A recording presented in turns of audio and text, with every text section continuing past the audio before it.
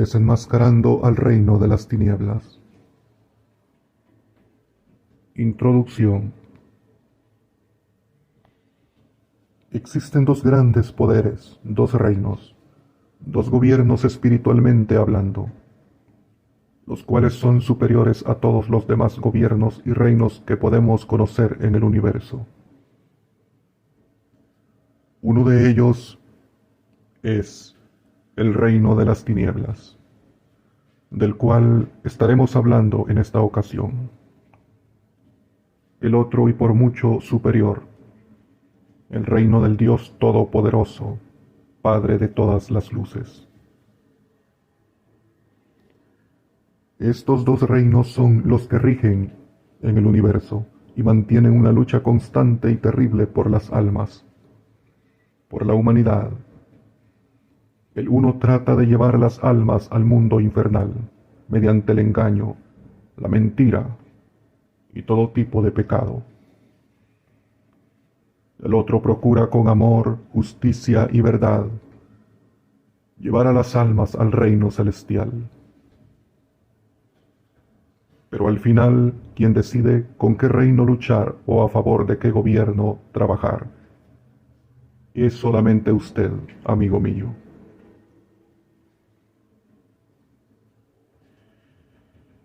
Tenemos libre albedrío, lo que significa que tenemos el derecho absoluto de decidir sin que nos obliguen a irle a uno o al otro.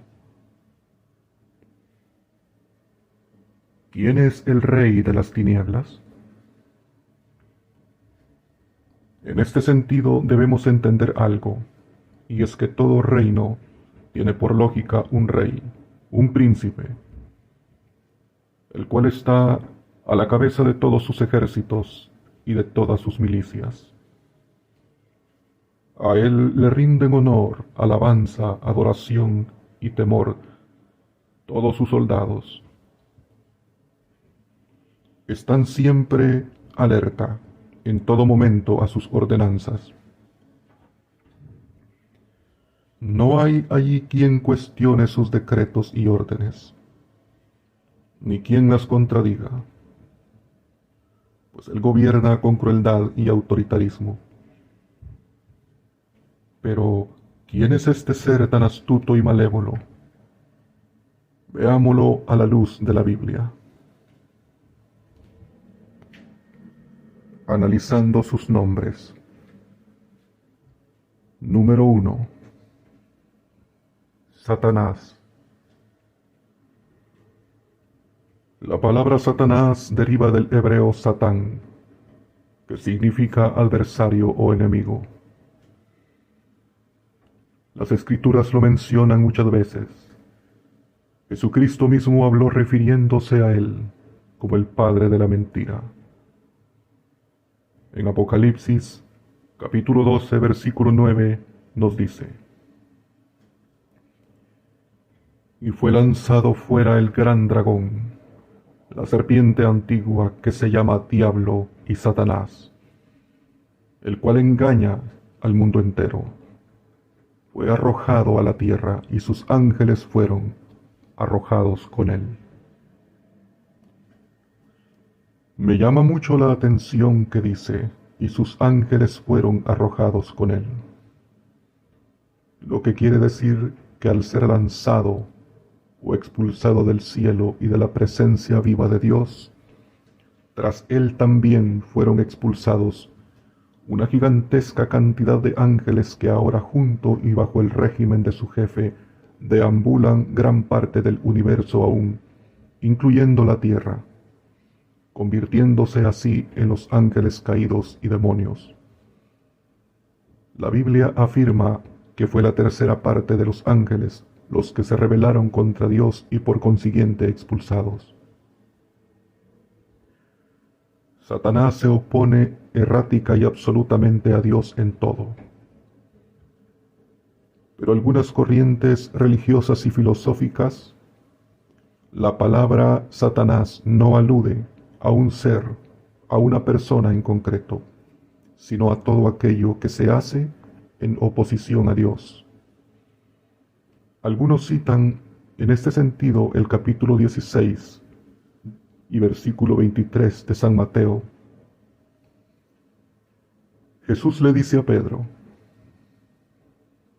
«Quítate de delante de mí, Satanás, me eres tropiezo, porque no pones la mira en las cosas de Dios, sino en las de los hombres».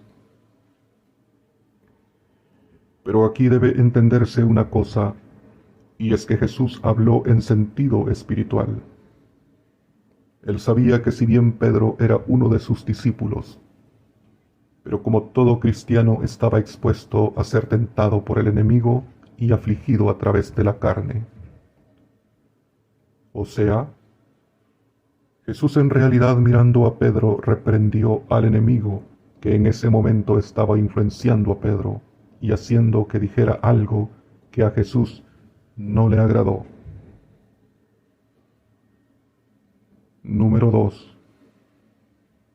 Diablo. Este otro nombre que recibe el jefe supremo de las tinieblas es un término que proviene del griego diabolos, que significa acusador o calumniador. En el primer término, o sea, Satanás, dijimos que significa enemigo, porque es el enemigo principal de Dios y de todo ser a quien Dios le haya dado vida. Se opone en todo a Dios y por ende le contradice todo. Es enemigo cruel de nuestras almas, aunque aparente que es bueno. El diablo o acusador es quien está siempre pendiente de nuestras fallas, para acusarnos de día y de noche con nuestro Dios sobre cualquier pecado que hayamos cometido. La Biblia apoya lo antes dicho en diferentes pasajes, pero citaremos 2 versículos esta vez. Libro de Job, capítulo 2, versículos 5 y 6. Pero extiende ahora tu mano, y toca su hueso y su carne, y verás si no blasfema contra ti en tu misma presencia. Y Jehová dijo a Satanás: He aquí, él está en tu mano, mas guarda su vida. En este relato bíblico tenemos a un hombre de Dios llamado Job, un hombre recto y fiel delante de Dios. Dios lo había prosperado mucho, pero el diablo odia ver a un hijo de Dios bendecido y siendo fiel a Dios. En este caso Job no había cometido pecado alguno, y aún así el diablo va delante de Dios y lo calumnia, diciéndole a Dios que Job le es fiel tan solo por todo lo que él le ha dado. Sin embargo, Dios conoce el corazón de todos y cada uno de los seres humanos perfectamente. Él sabía que Job era fiel y justo por decisión propia y amor a él, y no por interés alguno. Dios también sabía que Job era capaz de soportar el azote que el diablo le rogaba a Dios permitiera darle. El diablo acusa al ser humano incluso sin verdad alguna, como en este caso. Pero Dios aprobó a Job en todo momento, y el diablo salió vencido al comprobar que Job era realmente recto delante de Dios. Apocalipsis capítulo 12 versículo 10 dice: Entonces oí una gran voz en el cielo que decía: Ahora ha venido la salvación, el poder y el reino de nuestro Dios y la autoridad de su Cristo. Porque ha sido lanzado fuera el acusador de nuestros hermanos, el que los acusaba delante de nuestro Dios día y noche. Como usted puede darse cuenta, amigo, Él siempre está sin descanso acusándonos delante de Dios día y noche. y el mundo entero vive pecando, por lo tanto el diablo tiene demasiado trabajo. Pero su maligna faena es apoyada por millones y millones de demonios y espíritus malignos, que están unidos a él a toda profundidad, efectuando y obligando a muchos a hacer todo tipo de maldad, con el fin de matar y destruir al ser humano principalmente. Número 3. Lucero, hijo de la mañana. A Satanás, la Biblia lo denomina también como Lucero, hijo de la mañana. Un término bastante hermoso para un ser tan despiadado. Libro del profeta Isaías, capítulo 14, versículo 12, dice: ¿Cómo caíste del cielo, oh lucero, hijo de la mañana? Cortado fuiste por tierra, tú que debilitabas a las naciones. Aunque algunos comentaristas creen que ese versículo no está hablando de Satanás, pero la verdad es que sí, se refiere a él, puesto que en los versículos siguientes, o sea, versículo 13 y 14 dice: Tú que decías en tu corazón, subiré al cielo en lo alto, junto a las estrellas de Dios levantaré mi trono, y en el monte del testimonio me sentaré, a los lados del norte. Sobre las alturas de las nubes subiré y seré semejante al Altísimo. Podemos confirmar que sí, se refiere a Satanás, ya que solo a él se le ocurrió tan absurda idea de querer e intentar ser como Dios el Altísimo. Pero también la Biblia dice que Satán era un ser tan hermoso, lleno de tanto esplendor y talento. Era perfecto y en él Dios había puesto la música y sus vestiduras eran de toda piedra preciosa, como lo podemos leer en el libro del profeta Ezequiel, capítulo 28. Sin embargo, por su elevada posición y hermosura, su corazón se llenó de orgullo y erradamente intentó usurpar el lugar de Dios o ser semejante a Dios.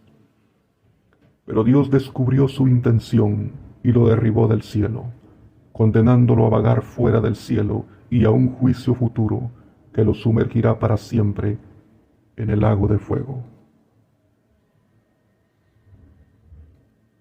Número 4. Serpiente antigua. Al diablo se le conoce también como serpiente antigua o dragón. La Biblia lo describe como tal en varias ocasiones. Aunque la serpiente en sí, en el plano físico y natural, y que podemos mirar, es solo un animal reptil que generalmente causa repugnancia. Muchas son venenosas, otras no lo son, pero son constrictoras. Serpiente en hebreo significa silbido. Si bien la serpiente fue creada por Dios mismo, como lo indica el libro de Génesis capítulo 1, versículos 24 y 25, donde dice: Luego dijo Dios: produzca la tierra seres vivientes según su género, bestias y serpientes y animales de la tierra según su especie. Y fue así. E hizo Dios animales de la tierra según su género y ganado según su género, y todo animal que se arrastra sobre la tierra según su especie. Y vio Dios que era bueno. Podemos deducir que la serpiente era un animal bueno, hermoso, y expertos dicen que también caminaba y hablaba.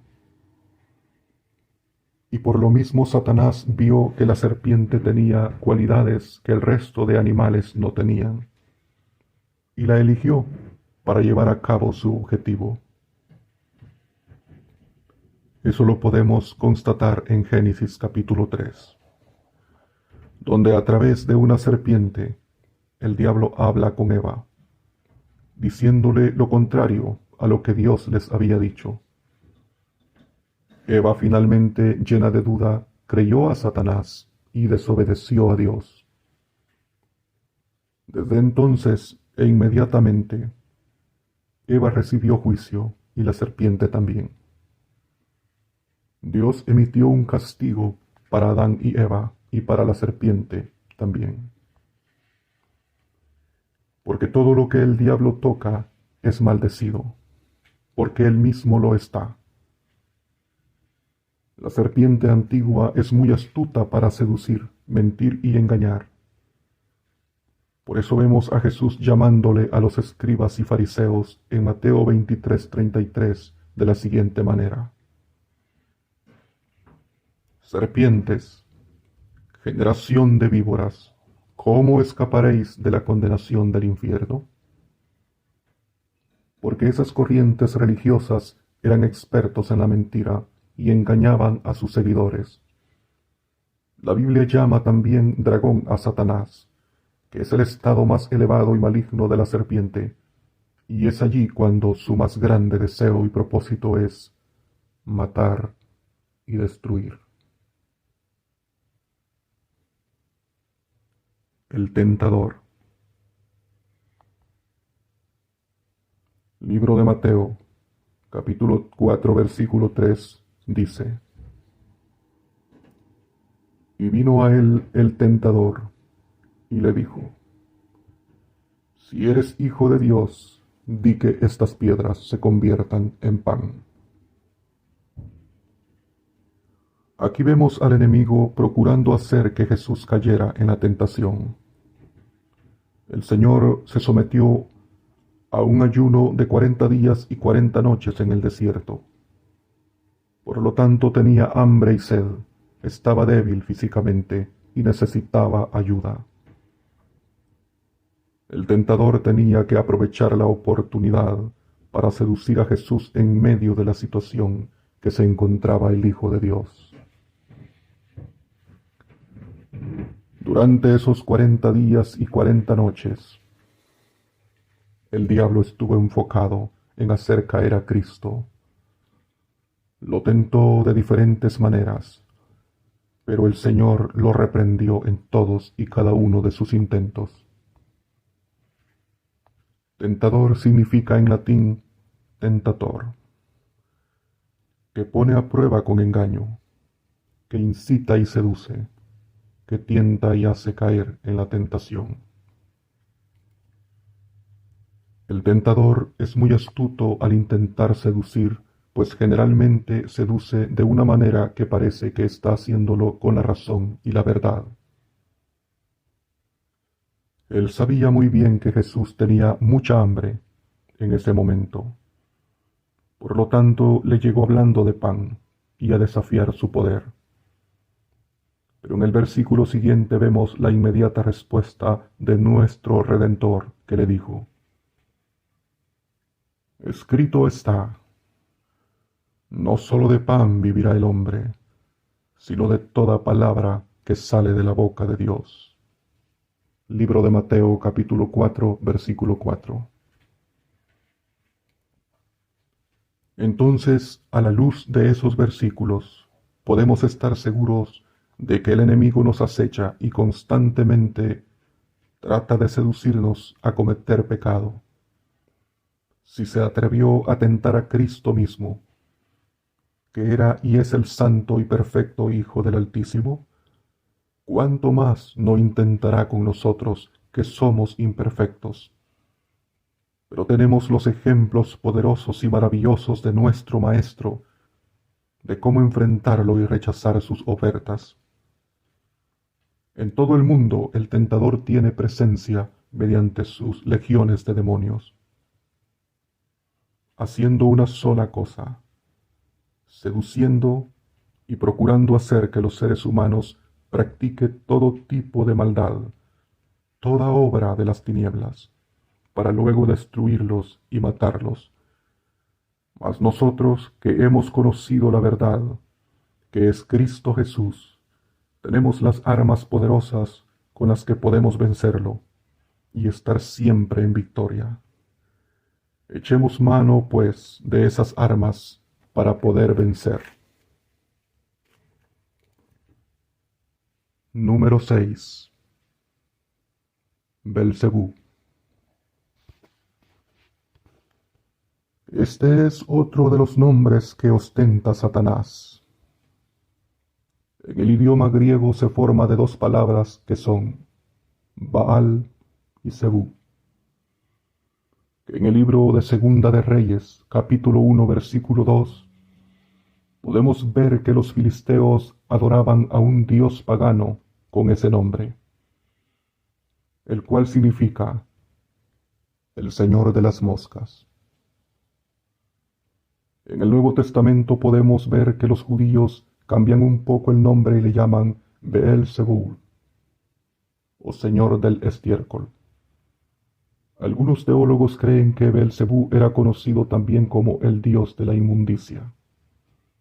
En fin, Beelzebú llegó a ser un término detestable para los fariseos, y de allí que los judíos empezaron a usar ese nombre como una frase descriptiva para Satanás, como lo podemos ver en el libro de Mateo capítulo 12 versículo 24, donde dice: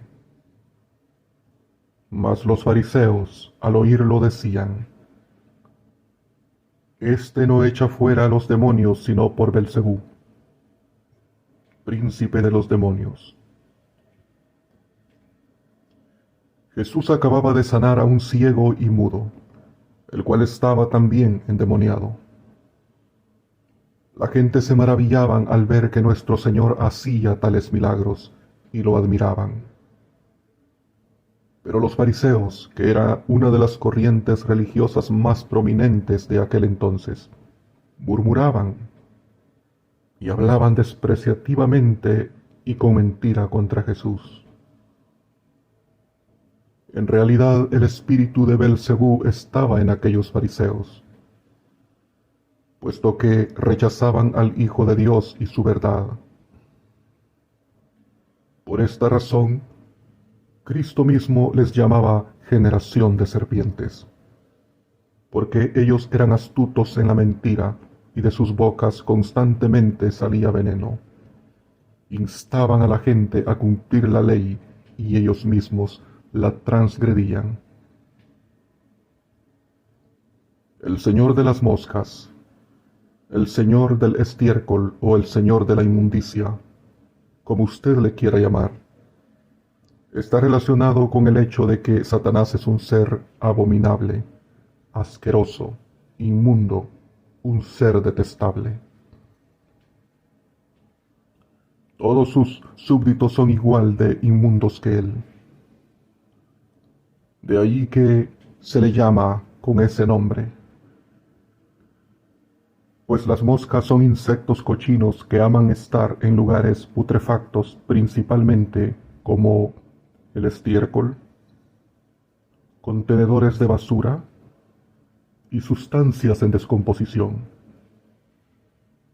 Las moscas no pueden habitar en un lugar limpio y con bella fragancia. Pero si tú vives en una casa donde a diario hay y proliferan muchas moscas, entonces tu casa no está limpia. Hay cosas allí sucias o en descomposición que hacen que las moscas amen estar allí. Asimismo Satanás y sus demonios. Ellos no pueden habitar en un lugar o persona que se mantenga limpia y con la fragancia hermosa del Espíritu Santo, pues ellos aman la inmundicia. Por eso es que Belcebú obliga a sus adeptos a practicar la inmundicia, el pecado, lo abominable para Dios, porque así se convierten en casa de demonios. Número 7. príncipe de la potestad del aire. Este no es un nombre muy conocido por la gente, pero en realidad es un nombre con el cual el apóstol Pablo llamó a Satanás. La Biblia nos enseña claramente que hasta el día de hoy ese príncipe de maldad gobierna este mundo. Todo lo que no está sujeto y bajo la cobertura del Hijo de Dios, seres vivientes o sin vida, están bajo dominio del maligno. Así aparente ser una buena persona. Veamos lo que dice Efesios capítulo 2 versículos 1 y 2.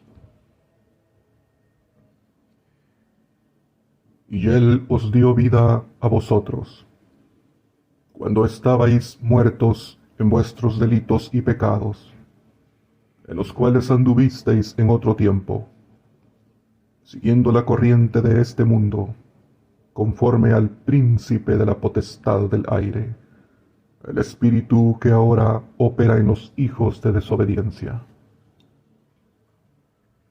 El Señor Jesucristo, con toda certeza podemos decir que derrotó al diablo y todos sus ángeles y demonios.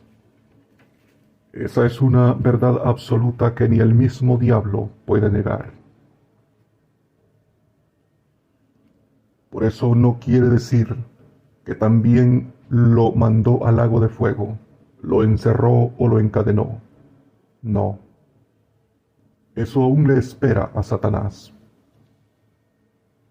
Jesús lo venció, quitándole el derecho y poder para matar y destruir a todo el que con Cristo camina.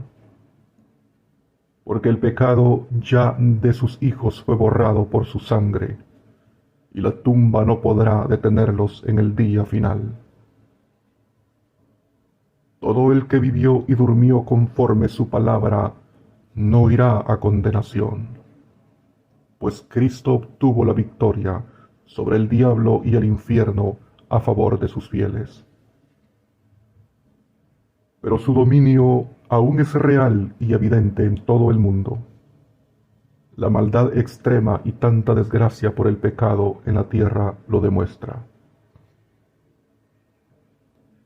Aunque su poderío tiene límite, pero todavía gobierna las regiones infernales donde no es un reo sino un verdugo. También su dominio sube hasta lo muy profundo del espacio exterior. Veamos lo que dice Efesios capítulo 6, versículo 12. Porque no tenemos lucha contra sangre y carne, sino contra principados, contra potestades, contra los gobernadores de las tinieblas de este siglo, contra huestes espirituales de maldad en las regiones celestes. Por eso Pablo lo llama príncipe de la potestad del aire, porque tiene poder sobre los vientos, viven y se mueven a través de los aires, deambulando en la atmósfera y entre los planetas, alterando en ocasiones los fenómenos atmosféricos. Son seres invisibles que desafían la velocidad de la luz y la fuerza de los vientos. Pero no importa cuánto poder tenga ese príncipe, no importa qué habilidades tenga ni cuánto daño es capaz de hacer. Si vivimos bajo la cobertura del Espíritu Santo, el poder de Satanás se reduce a nada. Amén.